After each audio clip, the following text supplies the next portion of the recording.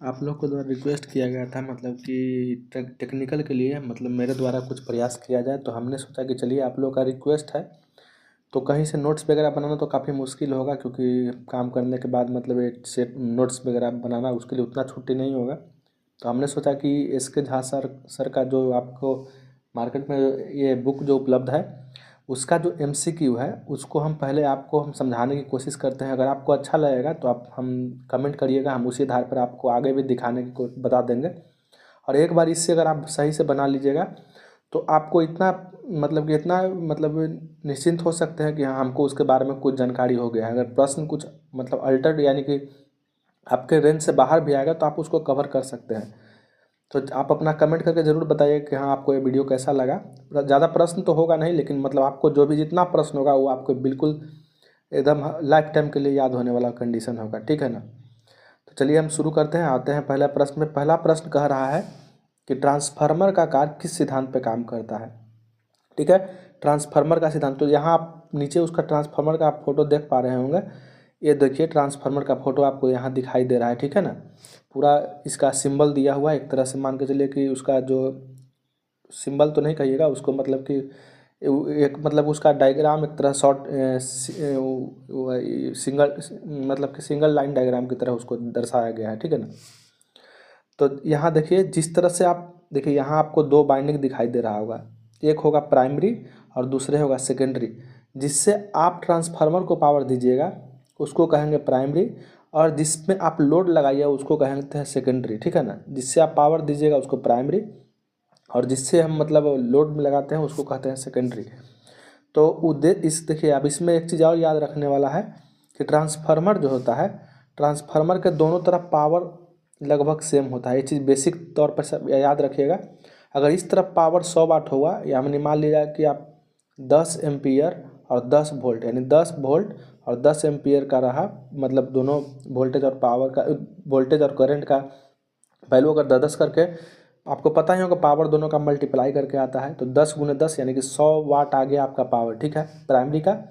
तो सेकेंडरी का पावर भी फिक्स है कि 100 वाट ही होगा, लेकिन ये फिक्स नहीं है कि वोल्टेज और करंट का मतलब वैल्यू उतना ही रहे। अगर आप इसको वोल्टेज बढ़ा के 20 कर दीजिएगा तो उसके रेशियो में कन्फर्म है कि करंट आपका 5 हो जाएगा, क्योंकि आपको दोनों मल्टीप्लाई करके 100 ही लाना है। तो ये मतलब इस कंडीशन में ट्रांसफार्मर स्टेप अप होगा, और स्टेप अप नाम वोल्टेज के आधार पर दिया जाता है कि आपका सेकेंडरी साइड वोल्टेज ज़्यादा हो रहा है या कम हो रहा है। अगर ज़्यादा होगा तो स्टेप अप, ठीक है। अगर कम होगा सेकेंडरी साइड, सेकेंडरी प्राइमरी से नहीं टेंशन लीजिएगा, सोचिएगा नहीं उसके बारे में सोचिएगा नहीं, लेकिन जब सेकेंडरी साइड अगर वोल्टेज कम हो गया तो स्टेप डाउन उसको बोलते हैं। बस इतना ही आपको याद रखना है। बाकी अब बात जो प्रश्न है उस पर आते हैं। प्रश्न जो कह रहा है कि मतलब कि ट्रांसफार्मर किस सिद्धांत पे काम करता है। देखिए इसमें क्या कंडीशन होता है कि देखिए यहाँ पे आपको टर्न दिखाई दे, कॉइल दिखाई दे रहा होगा, यहाँ पे भी कॉइल दिखाई दे रहा है प्राइमरी और सेकेंडरी का। तो इधर प्राइमरी कहने का मतलब है कि आप पावर इससे उसमें इन कराइएगा, यानी पावर उसमें सप्लाई कीजिएगा। तो एक एक मतलब रूल है कि मतलब किसी कॉइल से, अगर कोई कॉइल है, जब पहले एक मतलब एक तांबा के एक घुमाव को टर्न कहते हैं, लेकिन बहुत ज़्यादा घुमा दीजिएगा उसको तो कॉइल कहते हैं।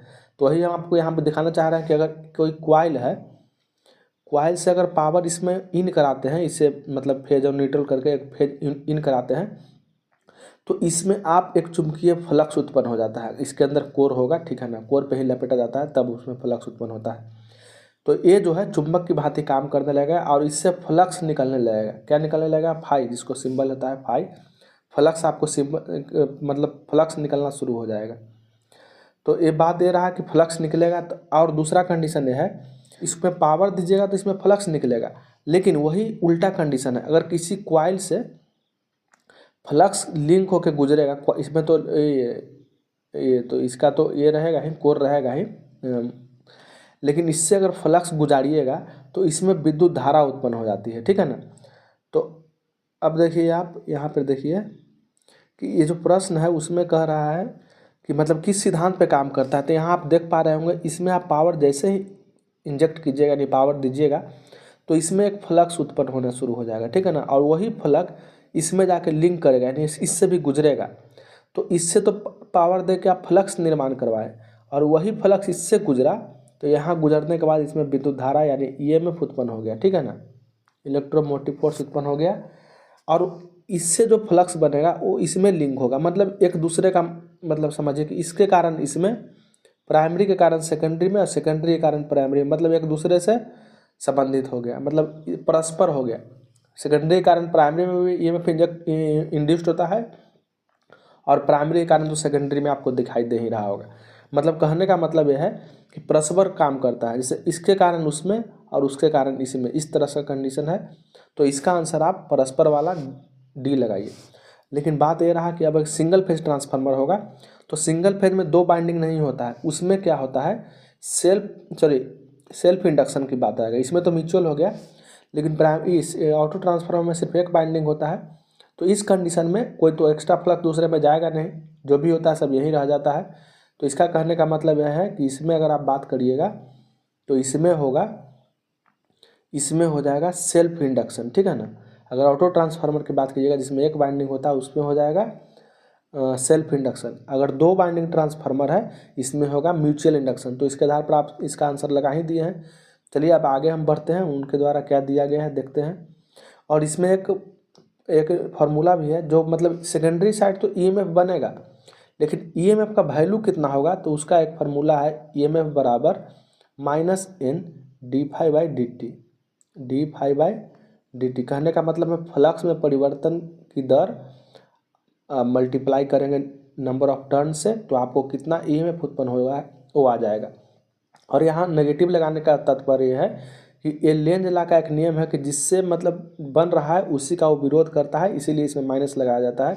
बाकी इसका और कोई मकसद नहीं। बाकी आप देख भी पा रहे होंगे यहाँ लिखा हुआ है E बराबर -n d∅dt, मतलब n हो गया नंबर ऑफ टर्न और फ्लक्स हो गया, सॉरी d∅dt हो गया फ्लक्स में परिवर्तन की दर।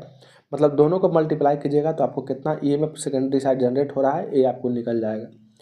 तो हमको लगता है कि आपको ये प्रश्न बिल्कुल अच्छी तरह से समझ में आ गया होगा। तो अब हम चलते हैं आगे के प्रश्न पे। आगे के प्रश्न कह रहा है कि शक्ति ट्रांसफार्मर कोर के निर्माण, जो अभी आप कोर देख रहे थे, जैसे इसमें आप देख पा रहे होंगे, इसको कोर कहते हैं। ये जिसको हम देखिए आपको लाल से हम दिखाने की कोशिश कर रहे हैं, ये प्रश्न, ये वाला जो भाग दिख रहा है आपको, एक कोर है। कोर पे ही कॉइल लपेटा जाता है। तो कोर किस चीज़ का बना होता है, कहने का मतलब यह है कि कोर किस पदार्थ का बना होता है। तो देखिए ट्रांसफार्मर में दो ही लॉस होता है, एक आयरन लॉस होता है, एक कॉपर लॉस होता है। तो लॉस है यानी कि हानि है, तो हमको तो हानि को जितना हम मिनिमाइज करेंगे यानी कम करेंगे उतना अच्छा होगा। तो हम सिलिकॉन स्टील आयरन के न प्रयोग करके, अगर आयरन का प्रयोग करते हैं तो उसमें आयरन लॉसेस ज़्यादा होता है। तो उसमें क्या करते हैं कि उसमें थोड़ा सा सिलिकॉन स्टील का उसको बना देते हैं, ठीक है ना। उसका जो मटेरियल यूज करते हैं सिलिकॉन स्टील का प्रयोग करते हैं, जिससे क्या होता है आयरन लॉस में कमी आ जाता है। तो जो दो लॉस में से एक लॉस को कम करने के लिए हम सिलिकॉन स्टील का प्रयोग करते हैं। और उसमें भी सिलिकॉन का मात्रा अधिकतम 4% होना चाहिए, ये भी ध्यान रखने वाली बात है, जो आपको यहाँ लिखा गया है 4% होना चाहिए। तो उसके लिए हम क्या प्रयोग करते हैं, अगर कोर के मटेरियल के रूप में आपका प्रश्न हो तो उसका प्रयोग आप सिलिकॉन स्टील का, और एक प्रश्न और पूछेगा कि सिलिकॉन स्टील का क्यों प्रयोग किया जाता है, तो आयरन लॉस को कम करने के लिए हम सिलिकॉन स्टील का प्रयोग करते हैं। इतना आप ध्यान रखिएगा तो आपका तैयारी बहुत अच्छा मतलब हो जाएगा, ठीक है ना। तो चलिए अब हम आगे आते हैं। आगे आपका 3 नंबर प्रश्न है। 3 नंबर प्रश्न कह रहा है कि ऑटो ट्रांसफर, पिछली बार पूछा हुआ प्रश्न है, ऑटो ट्रांसफार्मर में कितने कुंडली होते हैं, खाली स्थान कुंडली होते हैं। तो हम आपको पहले भी बताया कि ट्रांसफार्मर जो होता है ऑटो ट्रांसफार्मर, उसमें सिर्फ एक कुंडली होता है। कहने का मतलब यह है कि ऐसे आप इधर देखिए, आप कॉइल बना दीजिए इसमें, ठीक है, कॉइल आप बना दिए। तो आप इससे अगर पूरा को प्राइमरी मान लीजिएगा, अगर पी मान लीजिए, तो अगर सेकेंडरी आपको निकालना है तो एक पॉइंट आपका यहाँ होगा और दूसरा पॉइंट इस तरह से होगा। मतलब को जहाँ ज़रूरत है दोनों को हम ऐड ले लेंगे, कर लेंगे। अगर इसमें ज़रूरत है तो ये दोनों को ले लेंगे, अगर इसको ज़्यादा वोल्टेज चाहिए तो और ये दोनों को ले लेंगे, और ज़्यादा चाहिए तो ये दोनों को ले लेंगे। मतलब दो ही हमको तो चाहिए, दो पॉइंट चाहिए, और ज़्यादा चाहिए तो इसको ले लेंगे। कहने का मतलब है कि जो आप स्टेबलाइजर घर में देखते थे पहले, जिसका नोब घुमाते थे, तो उसी हिसाब से इसका वैल्यू चेंज होता था। पहले इस पर रहता था, फिर अगला जो है इस पर रहता था, सारा टेपिंग करके बाहर निकाला हुआ रहता था, और आप जितना घुमाइएगा उस हिसाब से उसका मतलब कि कनेक्शन आगे बढ़ता जाता था और आपको वोल्टेज बढ़ता हुआ मालूम पड़ता था। तो यही है कि ऑटो ट्रांसफार्मर में सिर्फ एक ही वाइंडिंग होता है। तो आप इसके आधार पर आप इसका प्रश्न का आंसर 1 लगाइए। ये प्रश्न VVI है, बार बार एग्जाम में पूछा जाता है। तो चलिए अब आगे आते हैं हम। आगे एक न्यूमेरिकल आपके सामने दिखाई दे रहा होगा। न्यूमेरिकल में कहा जा रहा है कि 200 kVA ट्रांसफार्मर है, ठीक है। तो 200 kVA उससे हमको कोई मतलब नहीं है। हम यहाँ बताया गया है कि 2000 बाई 200, यानी कहने ऐसा अगर लिख रहा है तो समझिए कि प्राइमरी का वोल्टेज हो गया और ये जो वोल्टेज है वो सेकेंडरी का वोल्टेज हो गया। और उसमें फिर आगे बताया जा रहा है कि आपको प्राइमरी सेकेंडरी वोल्टेज रेशियो समानुपात यही है। द्वितीयक कुंडली में घुमाव की संख्या 100 है, तो प्राथमिक में घुमाव की संख्या कितनी होगी। तो आप एक फार्मूला याद रखिएगा, N1/N2 बराबर E1/E2 बराबर V1/V2 बराबर, अब देखिए ये तीनों में जो V1 होगा, E1 होगा, N1 होगा, सारा ऊपर है तो सारा में सेम सेम होगा। लेकिन करंट जो है इसका रेशियो में उल्टा हो जाता है। यानी अगर ये तीनों में से कोई ऊपर रखिएगा तो करंट को आपको नीचे रखना पड़ जाएगा, ठीक है ना। बाकी सबका प्राइमरी पार्ट 1 लिखने का मतलब प्राइमरी हो गया और 2 लिखने का मतलब सेकेंडरी हो गया, ठीक है ना। उसमें कोई कन्फ्यूजन नहीं रखिएगा, इसमें प्राइमरी इसमें सेकेंडरी। 1 का मतलब प्राइमरी, 2 का मतलब सेकेंडरी हो गया, और कोई मतलब नहीं है यहाँ। तो यही है कि मतलब आप तीनों का रेशियो जब रखिएगा तो सीधा सीधी होगा, यानी प्राइमरी के बराबर प्राइमरी। लेकिन करंट का बात जब भी आ जाएगा तो वो तीनों के उल्टा हो जाएगा। अगर वोल्टेज का P1 ऊपर रखिएगा तो करंट का P1 नीचे रखना पड़ेगा। उसी तरह से आप यहाँ एक फार्मूला लगा सकते हैं। देखिए आपको क्या क्या वैल्यू दिया गया है। आपको दिया गया है वोल्टेज, तो V1 कहने का मतलब है VP/VS, ठीक है। प्राइमरी सेकेंडरी में लिख देते हैं ताकि आपको कन्फ्यूजन ना हो। और आपको रेशियो निकालना है किसमें, घुमाव में, यानी टर्न में, यानी NP/NS हो जाएगा, ठीक है ना। उसके आधार पर चलिए हम आपको देखते हैं क्या क्या दिया हुआ है। पहले देखिए वोल्टेज क्या दिया हुआ है। पहला वोल्टेज है 2000, प्राइमरी का वोल्टेज है, बटे सेकेंडरी का वोल्टेज है 200 बराबर, प्राइमरी का टर्न यहाँ नहीं दिया हुआ है, सिर्फ सेकेंडरी का टर्न दिया हुआ है 100, ठीक है ना। तो हम यहाँ कट करते हैं, दो जीरो से 2 जीरो यहाँ कट गया और 1 कट करके 10 आया। अब NP को उधर ही छोड़ते हुए 100 डिवाइड है NP को, अब हम मतलब इस तरफ लाएंगे, मल्टीप्लाई हो जाएगा। तो इसका वैल्यू आप अगर कैलकुलेट करिएगा तो आपको मालूम होगा कि आपका वैल्यू यहाँ प्राप्त होगा NP बराबर 10 × 100, यानी आपको मालूम होगा कि इसका वैल्यू 1000 होता है, ठीक है। तो आपका आंसर इसमें, इसका जो आंसर हो जाएगा, इसका आंसर अगर आप लगाना चाहें तो इसका आंसर हो जाएगा 1000, यानी कि ये नंबर। शायद इसमें इसका आंसर शायद गलत दिया हुआ है, B दिया हुआ है, लेकिन ये गलत है, इसका आंसर 1 होगा। तो आप इतना तो समझ सकते हैं कि हाँ, हो सकता है टाइपिंग मिस्टेक हो गया होगा कुछ, लेकिन बाकी कोई दिक्कत नहीं है। इसका आंसर लेकिन 1000 होगा। आप हम जिस आधार से बना रहे हैं आप देखिए यहाँ भी वही किया गया है होगा। अब आगे आते हैं, कह रहा है कि विभव ट्रांसफार्मर यानी पोटेंशियल ट्रांसफार्मर।